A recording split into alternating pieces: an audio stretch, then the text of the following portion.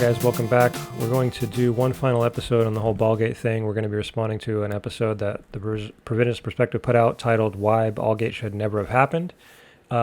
They have Warren McGrew on, and they're going to be talking about the issues and some of the things that I said in my episode. I'm going to go through and respond to some of these points along the way. I'm not going to respond. Their episode's an hour and 40. It's not going to be nearly that long. I'm going to cut through and find out the points that I want to respond to. Right. So the first and only real good point to cover here in the positive sense, at least half positive. I'll explain what I mean by half positive in a second here.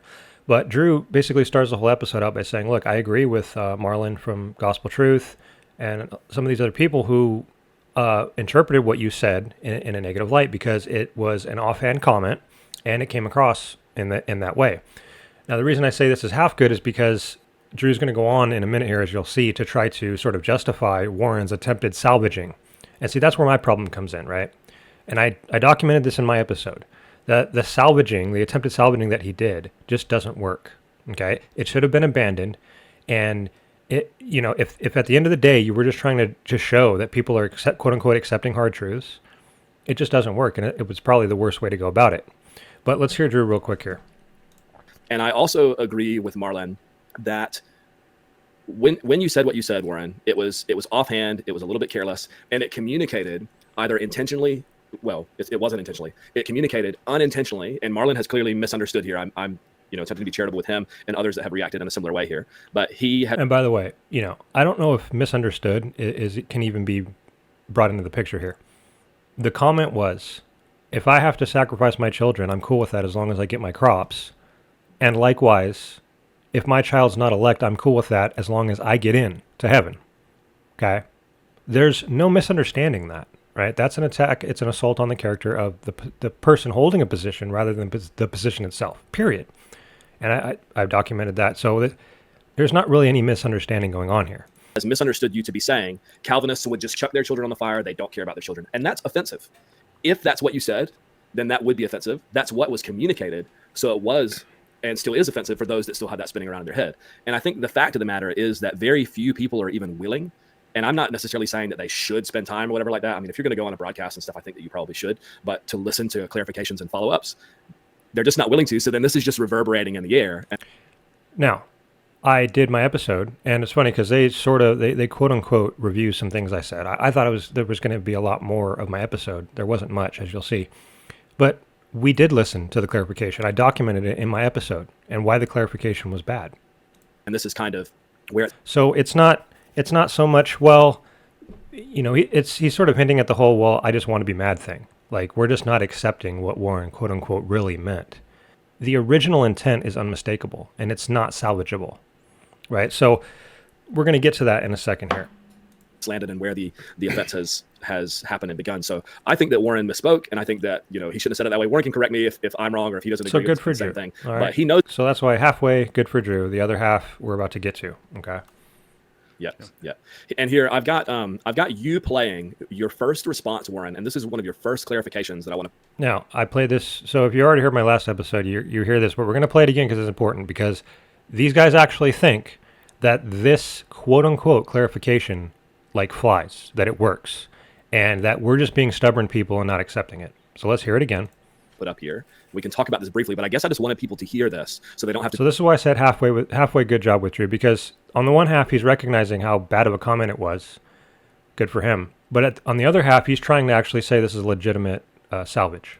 Do all of their homework and stuff. Even though you're here and you've given a clarification already, it's helpful to also see this has already been said. So here's another. That comparison for a moment. You have a pagan, and they love their baby. Now, what was the original comment? As long as I get my crops, I'm cool with that. And as long as I get into heaven, I'm cool with my children not being elect. That's the original, right? And in profound grief, they toss it into the fire because ultimately they want their God's approval. And if the crops come, well, then ultimately the parents are okay with the loss of their beloved child. Similarly, adherents of infant damnation love their baby and are in profound grief when they see God toss it into the eternal fires of hell because ultimately they want their God's approval. And in the grand scheme of eternity, ultimately the parents are okay with the loss of their beloved child. And there you have it. It's the same mindset, same spirit, same energy. So you noticed it's been changed from I'm cool with that as long as I get X, Y, and Z, to, well, I'm cool, quote unquote, cool with that in the sense of accepting a hard truth, that I'm okay with it because that's just the way it has to be, right? And again, if that's all you're trying to demonstrate, then nobody's going to argue or deny that if we're going to accept the possibility that there might be not elect infants, that that's a hard truth, and it would grieve us, and it is. We do have to, accept it, quote unquote. Doesn't mean we're cool with it, but that is completely removed from the original statement of Warren, and what it conveyed. Completely removed. It's not a clarification. Here's why. There's all sorts of things in my episode that I wish they would have played and responded to. And one of the primary ones was my giving a one-to-one comparison or example with what it would look like coming from a different angle towards them, right? So if I were to say, and I'll just repeat the same example I gave in the last episode, if I were to say that provisionist parents have a spirit of child sacrifice because they believe that God allows children to get cancer he could easily stop. He allows them to writhe in pain and die a horrible death. God allows children to get child cancer. And you have provisionists have a spirit of child sacrifice because if one of their children gets cancer, they're cool with that as long as they don't have cancer. Now, again, highly disgusting, absurd, and ridiculous. But that is a one-to-one correlation. It is a direct parallel to the original comment of Warren's. That your mindset would somehow disgustingly be that you're cool with your child getting cancer because at least you don't have cancer. Now, that's ridiculous and absurd. And if I were to try to then salvage that by saying, oh, no, you don't understand. What I really meant was, all I was saying was that you just accept the hard truth that God allowed your child to get cancer. That's all. That's all it was. In the same way that now we're talking about child-burning pagans as doing it such in profound grief. They really love their children. It was just something they felt they had to do. Oh, darn. Well, in the same way, I know you love your child, even though my original comment was, you're cool with your child getting cancer because at least it wasn't you. No, I know you care so deeply about your child. It's just you accept the hard truth that God allowed your child to get cancer. And that's just the way it is. Are you going to accept that quote-unquote clarification? Of course not. It's bogus. It's ridiculous. It is an embarrassing attempt for me to salvage an originally horrific and stupid argument, analogy, whatever you want to say, right? So that's why I'm sorry, but this just does not fly, okay? It just doesn't fly at all. It is a failed salvage of a bad thing. And so I would just ask Drew to take my child cancer example, mull it over in your mind, realize how bad it is, realize it's a direct one-to-one with what Warren was saying, and wake up to the fact that this is not a legitimate salvage. Another reason it's not a legitimate salvage is because, again, if all you're trying to demonstrate at the end of the day is that you accept hard truths, even if they might give you profound grief, what does that have to do with sacrificing kids? Right? Nothing. You could demonstrate that, and in fact, respectfully demonstrate that we all have hard truths that we accept, right? Is it actually wrong that I'm pointing out that you believe God allows child sacrifice, or child cancer rather? There's nothing wrong in that statement. That's what you believe, right? And we don't fault you for necessarily believing that. We understand it would give you profound grief if your child got cancer, et cetera, right? There's nothing actually wrong with going down that road. It's when I then project that you have a quote-unquote mindset of child sacrifice or spirit of child sacrifice because your attitude would be X, Y, and Z. I'm cool with my child getting cancer because at least I didn't get cancer. That's where the problem comes in. And no amount of clarification is going to fool anybody on our side of the aisle, okay? So I could go on more, but I think I've clearly shown how absurd the attempted salvage of this whole thing has been. And just let's have a follow-up comment from Drew here, directly with what I'm talking about here. I wanted to say that clip that I just showed comes back to people not believing you. So Warren has now, we don't believe that was your original intention. No way on earth do we believe that. We believe the whole profound grief, and yeah, we want our children. We care about our children. We want our children to be elect. We want our children to be saved, and we don't have that original mindset that you hinted at. Right, we believe that, but what we don't believe is that's what you originally meant, because it's impossible that it is. We've all said this was about infant damnation, the doctrine of infant damnation. That was the original context. And if you now the original context of their discussion may have been, are children elect or not? But that's not what Warren's comment was originally about. He was making an assault on the character of the Calvinists. Period. You don't believe that, then I don't know what else to tell you. Well, I'm sorry, Drew. The original comment's there, right? And I've shown and documented how bad of an attempted salvage it is, okay? So this is where Drew's half right to say it was an offhanded comment, shouldn't have been made. Okay, then don't support the salvage effort, okay? Please, don't support the salvage effort. If you're just about the issues, you should have said, yeah, that was a stupid comment. Let's talk about the issues, rather than, oh, we should all just accept Warren's ridiculous attempted salvage. No way. Here's another quick comment from Drew. As though we can't talk about it because of the way in which it's been brought up. And I think that this is one of the biggest, this is arguably the shame of consistent Calvinism, this doctrine of infant damnation. And it seems to me that there are spiritual forces that... Now, he says the shame of consistent Calvinism is infant damnation. As I said in the last episode, there is nothing in Calvinism that necessitates that a single infant go to hell. Nothing. Nothing at all. Total depravity being true and unconditional election being true, it is completely within the realm of possibility that all infants end up in heaven. So it is not quote-unquote consistent Calvinism to have to believe that, yes, 100% there are infants in hell. And that's really what they're doing with this whole quote-unquote infant damnation doctrine, right? They're painting it as though there must be, like if Calvinism's true and you're going to be consistent, there must be babies in hell. No. No, no, no, no, no. All we're saying is, if God decided to do that, that wouldn't be a problem. That's what we're saying. Now, you could think that's horrible and terrible and demonic, as Warren says in this episode. I don't care. But don't sit there and say that if you think that all babies end up in heaven, you're being inconsistent with Calvinism. No, you're not. You are not at all. There's nothing illogical or inconsistent about a Calvinist believing that all infants end up in heaven. Now, the next segment I'm not going to play. You can go listen to their video, which is, by the way, titled Why Ballgate Never Should Have Happened. But let me summarize basically what's going on. The first thing that they decide to comment on with regards to my episode was when I started my episode out by pointing to one of Warren's music videos where he completely misrepresents Dr. White by painting him as saying something that was actually an objection. So Dr. White was reading a letter of objection in the sound clip, and it was clipped and played through to make it sound like it's something he was saying. And the saying was, God forces you to sin and then punishes you for what he forced you to do, or something along those lines. Now, what irritates me is instead of playing my part of the episode where I play that and then I say why this is a problem and I give the context and explain to everybody what is actually going on here, they say, Warren, did you want to comment on that one music video, ...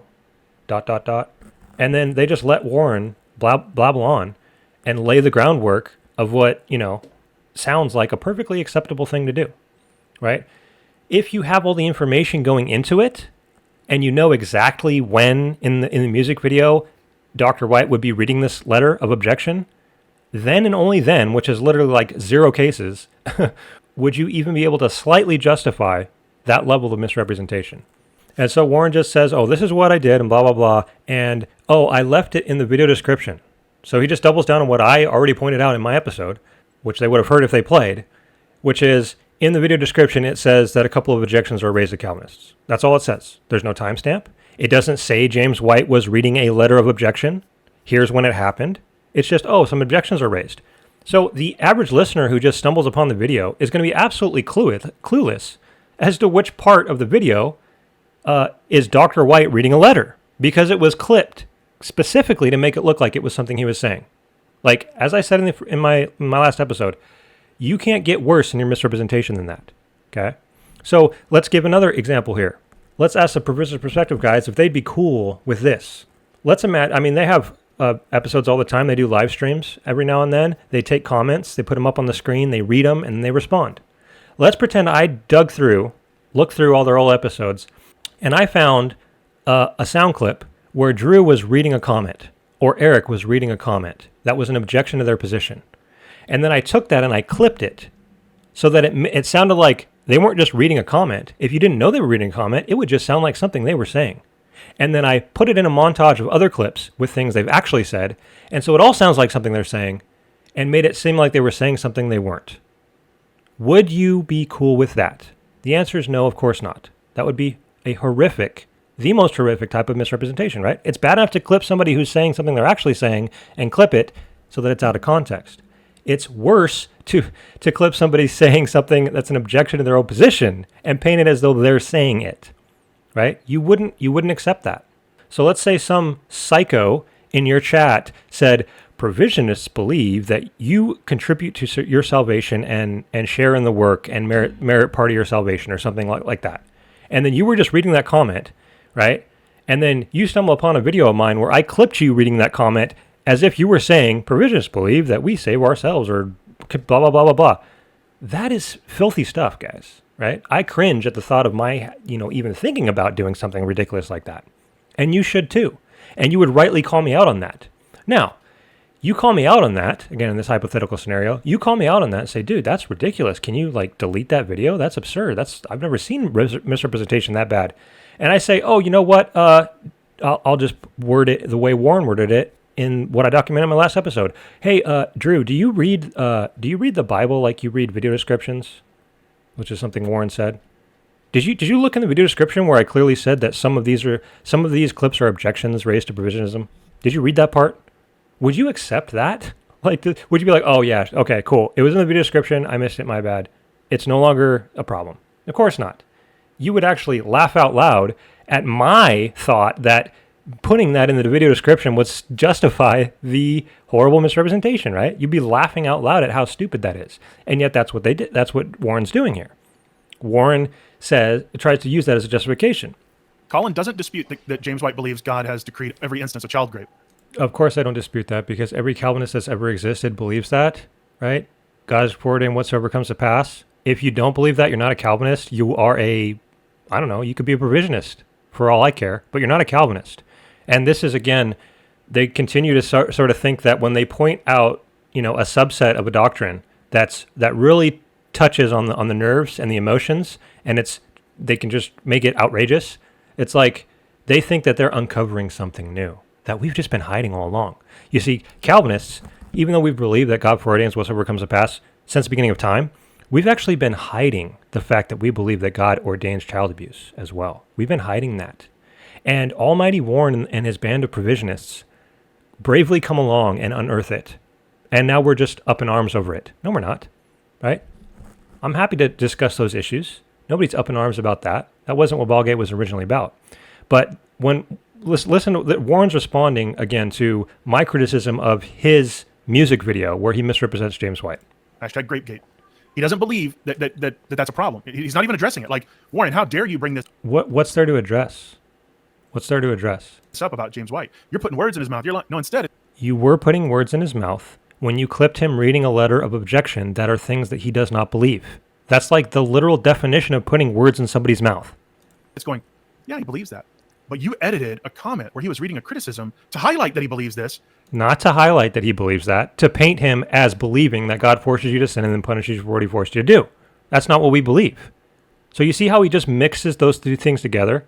He mixes together the idea that, yes, God foreordains whatsoever comes to pass, which would include child abuse, and he mixes that with, well, the letter of objection, which said God forces you to sin and then punishes you for what he forces him to do.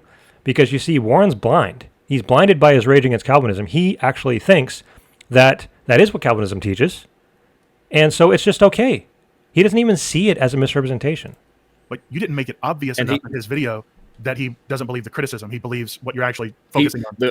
Yes, that's exactly right. It was not obvious in the video. The video was clipped to death, clipped apart like crazy to make it sound like James White was saying something he wasn't saying. Shame on you for doing that, and I stand by that.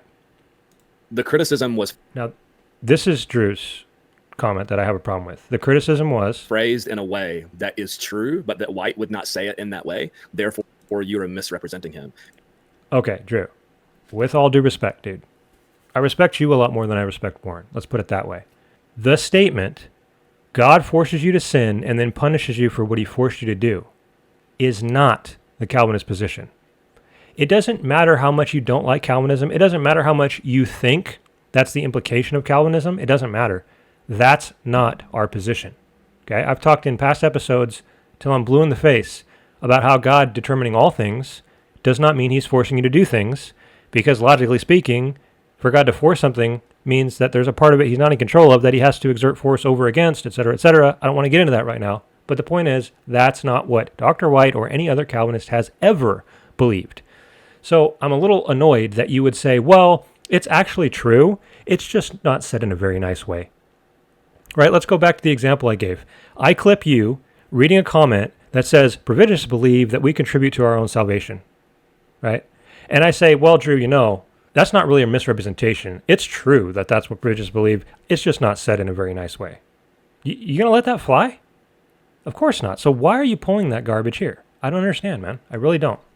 And what I wanted to say about this whole bit is that Colin essentially upfronts his stream with This is the icing on the cake. I'm accused of upfronting my stream with poisoning the well. And saying Warren is an unbelieving liar. And now I'm going to show you how he's an unbelieving liar. Now, I documented it. Go listen to the episode, and I'm reiterating it here.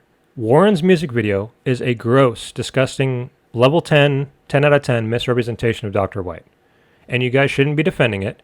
You didn't even play my explanation of it. That would have been more clear. You just said, hey, Warren, you want to comment on that? And you'll play the clip of the video, but you won't play my explaining why I went through the time and the effort to show that. You just say, hey, Warren, you want to comment on this video? And just let him run his mouth.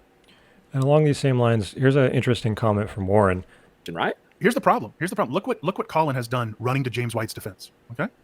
Oh no, Warren brought up infant damnation. Let's defend James by pointing out the fact and reminding everyone that he believes God decreed child rape too.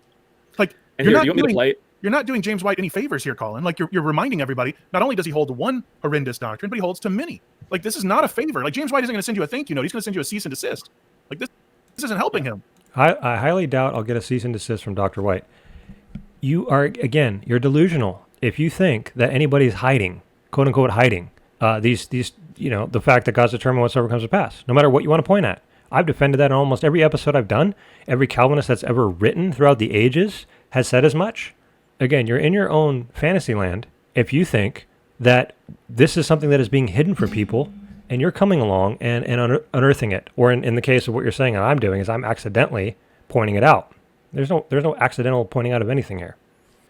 So now they're going to play the clip, and then they're going to stop it without playing my explanation of the whole reason that I brought this whole thing up, and then just let Warren ramble. So let's hear this real quick.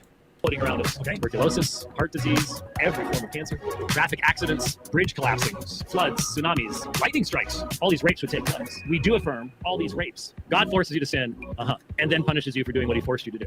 When a child. So there you heard him read an objection, but in the context of his... And how would you have known it was an objection? Just listening to that. How would you have possibly known? You wouldn't.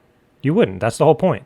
Actual beliefs, you're going, how do you get around it? So I'm showing the disconnect in his apologetic. You're not showing any disconnect. He's literally trying to justify it by saying, that's actually what they believe, that God forced you to sin and then punished you what you were forced to do. So therefore it's okay. Like, I'm trying to show that that's what they actually believe and that they can't get around it. That's baloney, dude. It's a misrepresentation, plain and simple. And as I already pointed out, I wouldn't get to quote you guys reading a comment that was an objection and try to justify it by saying, oh, no, that is actually what you believe. It just doesn't fly. And it's like, dude, and Colin goes, well, you quote, I don't have a problem with his belief that God has determined all child rape. No, I don't. I have a problem with you treating his reading of a letter in that context to highlight that. I have a problem with you clipping his reading of a letter and painting it as something that he said. Yes, I have a problem with that. It's called misrepresentation, gross misrepresentation. And there's nothing you can do that justifies that. It's like, you're focusing on the gnat right now, dude. Like, you're straining at the gnat. The dude just said he believes God decreed child rape, and you're going... As has every Calvinist that's ever existed, believes God's preordains whatsoever comes to pass, which would include child abuse. Every Calvinist believes that, not just Dr. White. And as much as you hate that, and as much as you think that should cause everybody's emotions to explode, it doesn't give you the right to misrepresent. It doesn't turn your misrepresentation into a gnat or a non-issue. But you didn't make it clear enough, that, not that, but this other thing that's like 5,000 levels beneath that in the realm of importance, it's like... Oh, see, so literal justification here, guys. Attempted justification of misrepresentation by saying, well, it's just, since this doctrine is so horrible, it doesn't matter if I misrepresent them. That's literally what you just heard. The doctrine's so horrible that it's not even important that I misrepresented them. Yeah. Do you? Yeah. That's just pathetic. I'm sorry. I'm going to let that stand right there on its own. I wanted to comment on this section here. You're going to hear me, they're reviewing what I said, so you'll hear me talking and then you'll hear their response. Throws in a couple more quotes, and then talks about how he went on Leighton Flower's show for 3 hours to address these issues and, all these quotes from Calvinists who have affirmed this or that. And it's like, what irritates me and why I wanted to do this episode is that they can pull this goalpost moving away from the attack on the character of the Calvinist onto the position and pretend like they've been trying to simply address the position from the start. That's what irritates me the most, and I think I've done enough to document that fact so far. So it's kind of funny. Drew from we have a now listen to this. We have a grown man going on the internet, hit and record, admitting to himself and to his audience that the reason he did that is because of his emotion of irritation. Yes. Yeah. Why is that a problem? The entire reason I started my podcast was irritation at bad arguments and wanting to respond to them. Every episode I've ever done was fueled by a little bit of irritation. So yeah, I don't know what me being a grown man has to do with any of that. And he's goalpost shifting while accusing me of goalpost shifting. Like, I'm telling you, no, my criticism was infant damnation. Leighton came behind me. He doesn't believe you. He doesn't believe you. See, I'm the one goalpost shifting by pointing out the original comment and what it actually conveyed and meant. I'm the one goalpost shifting for real. Yeah. Yeah, no, but like Leighton even came behind me and said, well, I don't know any parent that would hold X, Y, and Z and like not want their child. And so like we're talking about like parenting and caring, and we're noting this, but he doesn't want to hear that. I don't remember any mention of caring in your original comment. It was, I'm cool with my child not being elected as long as I get in. That was your literal quote. He's got an agenda. And so then you clarify it, and he goes, oh, look at them. They're trying to shift the goalpost. Like, no. Yeah, because again, your clarification doesn't fly, dude. You are shifting the goalpost by pretending you've been about that your original comment was about the issues when it wasn't. It was about the character of the people who hold the view. You don't like the criticism, and you're doing everything you can to bring up videos that I made noting James White affirmed child rape. You're doing everything you can to avoid the issue. Nobody is avoiding the issue of discussing whether or not there are or aren't elect infants. Everybody is happy to have that discussion, and they have since the beginning of time. The issue was your original comment. And that is that your doctrine, They're in running many away. aspects, I'm going to be the polemical one here. Your doctrine is demonic. It is demonic to say that God throws babies into hell. It's demonic to say that God has eternally decreed child rape. That is demonic. It's demonic. It's a doctrine of demons that is completely contrary to the God revealed in Scripture in the person of Christ Jesus. And therefore, you get to misrepresent people and assault their character, right? That's all we get out of Warren. He really hates Calvinism. He thinks it's demonic and terrible. Therefore, he gets to do misrepresentation, character assassination, and when we respond to it, we're the ones goalpost shifting away from just the issues all along. Now, another thing they sort of brought up, which I knew they would, was my mentioning that I don't believe that Warren is part of the church and that he's saved. Now, if you listen to they didn't play everything I said. They just played that first part without the second part, which is where I basically said, I'm not saying this to be a big meanie. I'm saying it because of conviction that, the view of open theism has moved so far away from the actual nature of God, and that we're talking about different gods. That's just my conviction. But they didn't play that part. They just, all three of them just sort of took the moral high ground and said, oh, well, we don't know who's saved and who's not, and we can't judge hearts, et cetera, et cetera. And then Eric finishes off with this comment here. I question, I'm not talking about Colin, but I'm just saying in general. I question your salvation because of your behavior. You question my salvation because of finer points of theology. We're not the same. Now, how can it possibly not be both, Eric, is my question to you. Everybody has to draw theological borders and lines in the sand at some point, right? Now, your borders might be way bigger than mine. In fact, one of my criticisms of provisionism in the past has been how wide their borders are. Their borders are wide open, almost, right, to the theological views that they allow into their camp, and you're still saved and you're a provisionist and everything's fine, right? So my borders are certainly smaller than yours. And if you want to have a discussion about where borders should be and whose borders are too small and why, I'm happy to have that discussion. But don't try to take the moral high ground and just say, well, you're judging people salvation based on theology, and I'm doing it based on the actions. I would say it's both, and it has to be both, at least to certain degrees on both counts. Okay. So my question to you is, where are your theological borders? Do you draw any lines in any of the theological sands as to where you have to believe this, otherwise, I'm sorry, but you're not a Bible-believing Christian? Do you even have borders? Does it make me a terrible person to have borders like that? I don't think it should, but I'm curious on what your borders are. Obviously, open theism isn't one of them because you're sitting next to two of them, right? And I'll end this by saying that they got one thing right. There's one thing I do need to apologize for, and this isn't sarcasm at all. They mentioned my mentioning of the hashtag never forget, and they basically said that I was wrong for basically sullying an important event by just bringing it up into this little social media ballgate type of thing.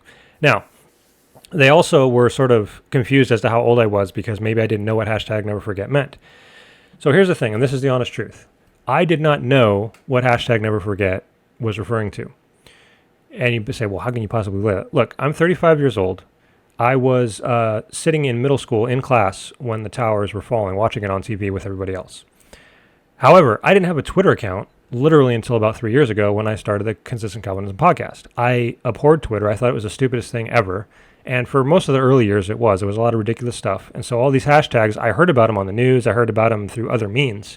And so never forget has just been in my mind. Like, honestly, I'm not lying here. I thought it was like, had something to do with like a black person getting shot or something, like police brutality or something like that. And I'm embarrassed to admit that. So like, you should know that what I'm saying is true because it's embarrassing enough to admit that I didn't even know what that was. And I should have looked into it before I just, I didn't want people to forget what it originally said. And I knew there was a hashtag never forget. So I just threw that in there, and it was wrong for me to do that. If I could take it back, I would. I apologize for doing it. That's the honest truth. But anyways, I hope people do accept that apology. That was one good point that they made, and I am definitely willing to accept correction on something like that. So that is going to bring us to the end of this episode, and not just this episode, but my commentary on the whole Ballgate thing. I'm not doing any more. I want Drew and Eric to know that, someday I'm sure I could hop on their show. We could have lots of fun discussions and some not so fun discussions if you want to get into the issues that you claim or seem to think we're all hiding from. I'm more than willing to talk about those things. I don't know how soon I'll be able to do that because I'm pretty busy. I really had to try to find time to get this out, and I didn't want it to wait too long because Ballgate's already dying out, and if I bring it up like a month from now, it's just going to seem completely out of place. So I wanted to get it out there, get it out of the way. So again, done my best to, I've got convictions on this particular thing. I stood strong on what I thought I needed to stand strong on the way particular people have conducted themselves. And that's just the way it is. So at the end of the day, so we'll be returning to normal episodes for the podcast, whatever normal might mean. I might do a Twitter fun, or I might also, there was another episode that Provisionist Perspective did where they responded to some of the things that I said in one of my Twitter fun episodes that I think I could run through and do some quick responses. We'll try to do that in the next episode. So with that said, you guys take it easy and remember to stay consistent, my friends.